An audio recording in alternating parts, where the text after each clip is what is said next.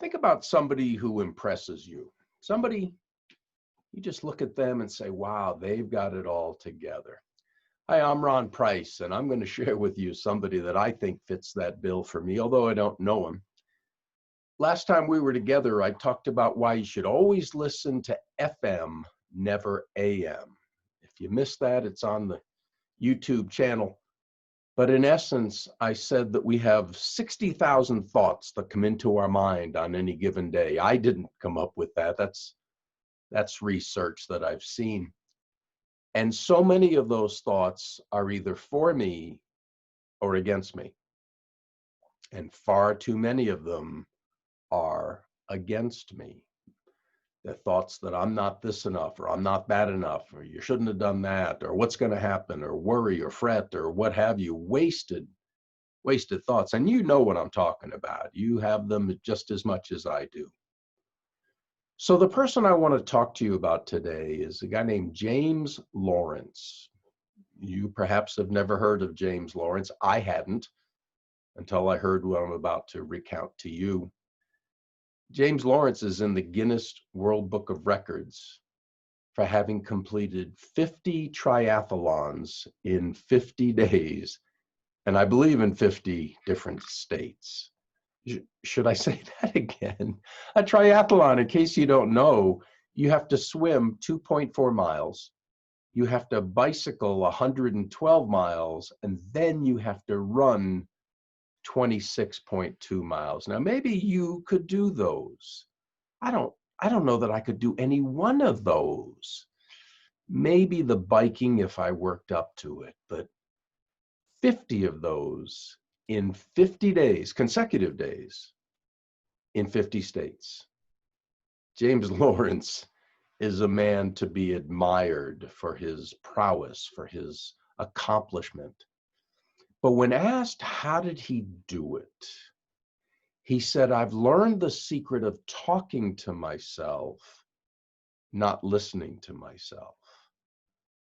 That one I do want to repeat. I've learned the secret of talking to myself, not listening to myself.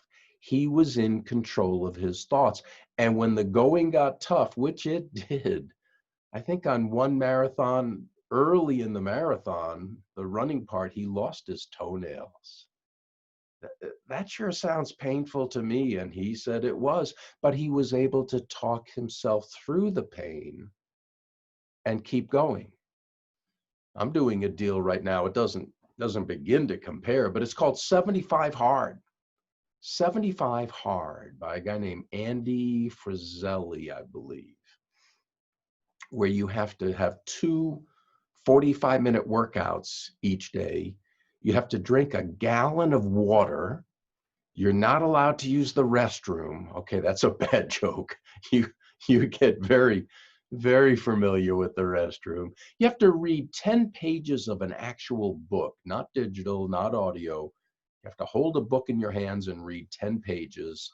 You have to follow a diet, any diet of your choosing, hopefully not a diet of cookies and ice cream and root beer, but you select a diet and you follow it. You can't cheat. No alcohol, no sweets. I think no sweets. I know no alcohol, but you follow the diet. You can't cheat. And you take a progress photo every day. Those are the elements of 75 Hard. And as I record this, I'm on day 22.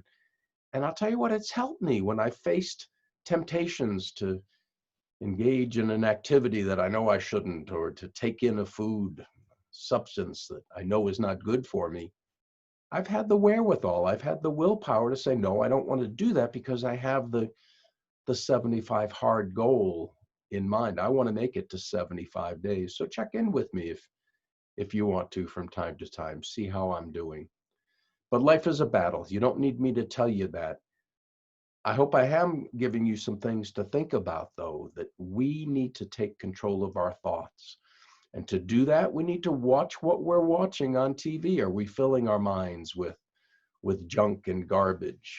Are we reading books that are positive and uplifting? Are we listening to podcasts that are positive and uplifting? Ed Milet comes to mind, very positive. Jim Quick, KWIK, another one on motivation and using your brain properly, things of that nature. So AM or FM, I don't want to listen to AM. I don't want to entertain any thoughts that are against me. I want to listen to FM. So I encourage you, as I encourage myself, follow James Lawrence and his motto of his principle of learning to talk to yourself. Don't just listen to yourself. I know you'll enjoy the benefits. See you next time.